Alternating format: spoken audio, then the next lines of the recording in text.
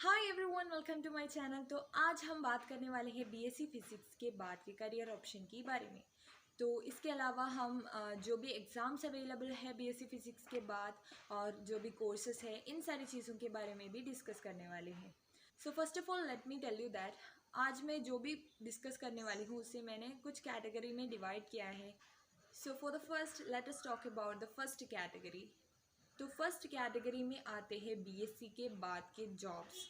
तो उसमें इंक्लूड होता है रेलवे ऑफिसर हो, या आप लोग यूपीएससी के लिए प्रिपेयर कर सकते हैं, या तो जियो साइंटिस्ट बन सकते हैं, एसबीआई यानी कि स्टेट बैंक ऑफ इंडिया के लिए अप्लाई कर सकते हैं, और स्टाफ सिलेक्शन कमीशन के लिए भी अप्लाई कर सकते हैं आप लोग बीएससी के बाद। जो भी जॉब्स मैंने अब बताया है इसके लिए आप लोग बीएससी के बाद अप्लाई कर सकते हैं। और इन सारी जॉब्स के लिए कुछ प्रोसीजर्स होंगे, जैसे कि उसके एग्ज़ाम्स वगैरह होंगे। तो अगर आप लोग उस एक टेस्ट या एग्ज़ाम पास हो जाते हैं तो आप लोगों को उस सेक्टर में जॉब मिल जाएगा। और तो और आप लोग किसी भी गवर्नमेंट सेक्टर सर्विस के लिए भी अप्लाई कर सकते हैं। उसके साथ साथ मैं आप लोगों को कुछ कोर्सेस या उसके रिलेटेड करियर ऑप्शन के बारे में बताने वाली हूँ, जैसे कि आप लोग एयरफोर्स के लिए अप्लाई कर सकते हैं।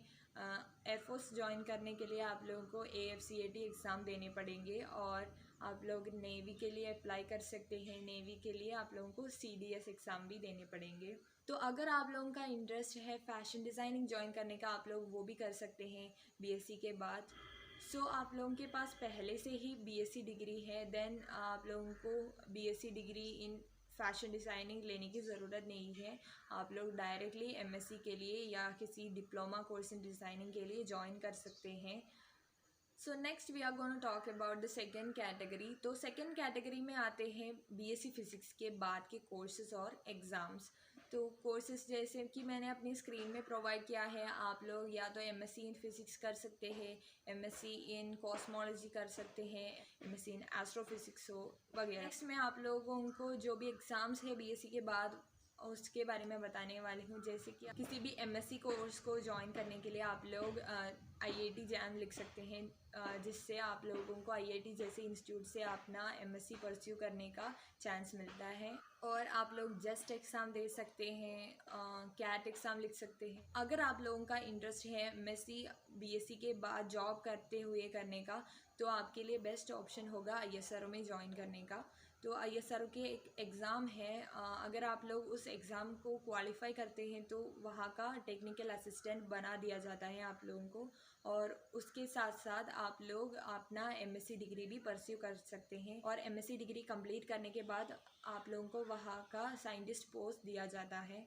नेक्स्ट मैं आप लोगों को एमएससी के बाद जो भी करियर ऑप्शंस अवेलेबल हैं इसके बारे में बताने वाली हूँ। तो फर्स्ट वन है लैब सुपरवाइज़र। आप लोग एमएससी करने के बाद लैब सुपरवाइज़र बन सकते हैं, जो कि लैब जो भी फिज़िक्स रिलेटेड लैब वर्क होता है उसे सुपरवाइज़ करने वालों को हम लैब सुपरवाइज़र करते हैं।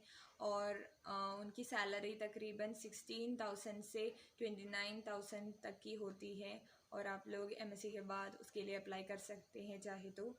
और द सेकेंड वन इज़ आप लोग साइंटिस्ट या रिसर्चर बन सकते हैं, कुछ ऐसे गवर्नमेंट या प्राइवेट सेक्टर में, जैसे कि बार्क हो या ISRO भी सेक्टर्स अवेलेबल हैं वो सारे, कुछ मैंने अपनी स्क्रीन में प्रोवाइड किया है। और कुछ प्राइवेट सेक्टर्स भी हैं, जैसे कि टेस्ला या Analog Devices, atomic lab, GE digitals जैसे प्राइवेट सेक्टर के लिए भी आप लोग अप्लाई कर सकते हैं। और नेक्स्ट हम बात करने वाले हैं हमारे तीसरे करियर ऑप्शन के बारे में, जो कि एमएससी के बाद अवेलेबल है। वो है कंसल्टिंग फिजिस्ट। कंसल्टिंग फिजिस्ट का जॉब होता है वो एनर्जी और मैटर के बीच की जो भी इंट्रैक्शन होते हैं उनको स्टडी करे, और उनकी सैलरी स्टार्ट होते हैं 7,25,000 पर ईयर। और जैसे जैसे आप लोगों का एक्सपीरियंस बढ़ते हैं उसके हिसाब से आप लोगों का सैलरी भी बढ़ते हैं। द नेक्स्ट करियर ऑप्शन ही आप लोग रिसर्च एसोसिएट बन सकते हैं। रिसर्च एसोसिएट का सैलरी तकरीबन 31,000 से शुरू होते हैं।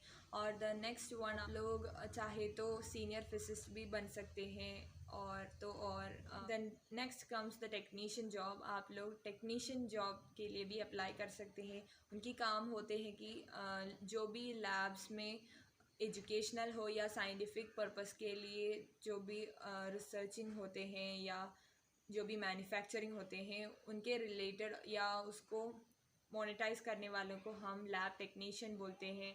उनकी सैलरी होती है करीब से करीब 65,000 per month. The next career option available after MSc is, MSc के बाद टीचिंग फील्ड ज्वाइन कर लेना चाहते हैं तो कर सकते हैं।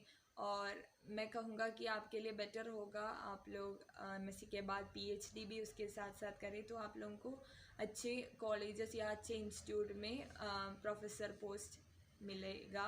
And the last career option about which I am going to talk about is data scientist. आप लोग चाहे तो डाटा साइंटिस्ट बन सकते हैं एमएससी करने के बाद, लेकिन आप लोगों को एमएससी इन डाटा साइंस या उसके रिलेटेड फील्ड में एमएससी करने से ही आप लोग डाटा साइंटिस्ट बन सकते हैं। तो अगर आप लोगों को कुछ भी ऐसे एग्ज़ाम हो या कोर्सेज़ के रिलेटेड जो भी जानकारी जानना है तो प्लीज़ मेरे कमेंट सेक्शन में बता दीजिएगा। मैं कोशिश करूँगा कि आप लोगों को उसके बारे में बता दूँ। तो मैं अपने अगले वीडियो में आप लोगों को बीएससी इन केमिस्ट्री के बाद क्या क्या जॉब्स और कोर्सेज अवेलेबल है इसके बारे में बताऊँगी।